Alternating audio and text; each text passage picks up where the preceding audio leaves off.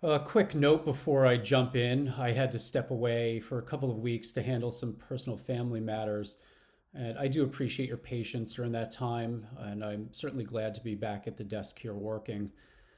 Today, I'm diving into a major development on the water that's kind of occurred and been in the news a lot for the last couple of weeks, and something I wanted to continue to take a hard look at.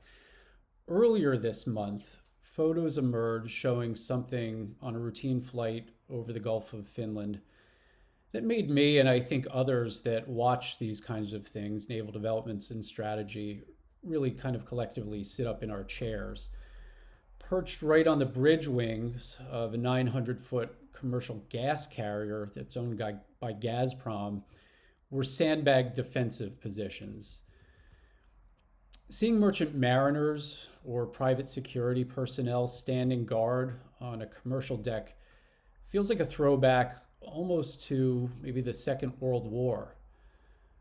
But behind those improvised sandbag positions lies a very real, rapidly growing, and evolving problem.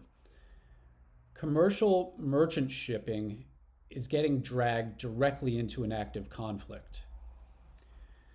If you caught my video a few weeks back on Russia's merchant fleet, I talked about how placing defensive gear, so to speak, on commercial assets like the Marshal Vasilevsky was going to trigger a messy chain reaction.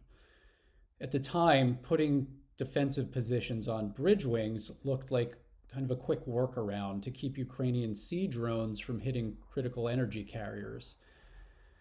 But tactical adaptations never stay within a box, if that makes sense. And so what started as a protective measure for state energy assets has now spilled directly over into the Russian shadow fleet.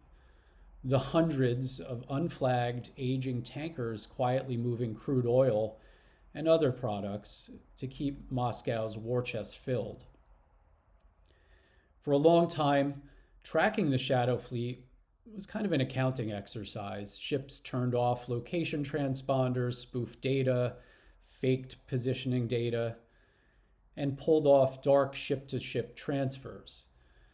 But when you look at public reporting and open source data across these key transit routes, a very deliberate pattern emerges. What we can confirm through public reports is that direct strikes are now hitting oil terminals, coastal refineries, and a change over the last few weeks, and a big one, attacks and sustained ones on the shadow tankers themselves. And what we're observing on the water is that these unflagged ships are no longer being treated as neutral trade vessels. They're being targeted as main supply lines for the military. That shift creates a brutal reality for the crews on those ships. A 30-year-old single-hull tanker was never built to take an explosion. It doesn't have the armored bulkheads, damage control systems, or automated defenses of a warship. And putting manual defensive positions on bridge wings sounds reassuring, but the physics of open water defense tell a very different story. Imagine standing on a metal catwalk 30 feet above the water, operating a manual defensive system, trying to spot a target no bigger than a jet ski or maybe a small boat in rolling ocean waves at night. At sea level, a fast-moving surface drone blends into the clutter of the waves and the spray effortlessly. A manual setup looks fine in concept, but tracking a maneuvering target a kilometer or more out on a swaying deck takes incredible marksmanship and near instant reaction time. Now factor in attacks from multiple directions at once. If an operator coordinates an aerial drone overhead to draw the crew's attention while sending surface or subsurface drones in from blind spots, the manual setup, it falls apart instantly. A small security team simply can't cover the four corners of a 900-foot vessel at the same time. My assessment is that an attack doesn't even need to sink a massive tanker to achieve its goal, and we've seen this play out. A single well-placed impact that ruptures piping, ruins the steering gear, sets off a cargo fire, it knocks that ship out of service for months. Forcing a ship into a dry dock for repairs cuts off the supply line just as effectively as sending the hull to the bottom of the sea. The whole dynamic gets even messier when you look at the legal gray zone that these ships operate in. Under international maritime law, the high seas are supposed to be an open highway for global trade. But those rules were written assuming that ships fly legitimate flags, broadcast accurate positions, and follow basic safety protocols. What happens when a ship intentionally lies about who owns it, hides its location, and puts security teams on deck with orders to repel anything that gets close? It creates a dangerous setup for NATO warships and coast guards in tight choke points like the Baltic, the North Sea, or the Mediterranean. Normally, pulling alongside a suspicious ship to inspect paperwork or check safety compliance is a routine job. But if officers know the crew might be security guards or agents of a state entity sitting behind sandbag positions, that routine inspection turns into a higher risk, much higher risk boarding effort. One nervous guard, a misread warning or ask or a command or any sort of split-second miscalculation could easily spark an accidental confrontation in international waters. Western nations are caught in a rough spot here. Either let unflagged, dangerous shadow tankers sail around unchecked, or risk an escalation that spirals into a much bigger political crisis. So where does this escalation go next?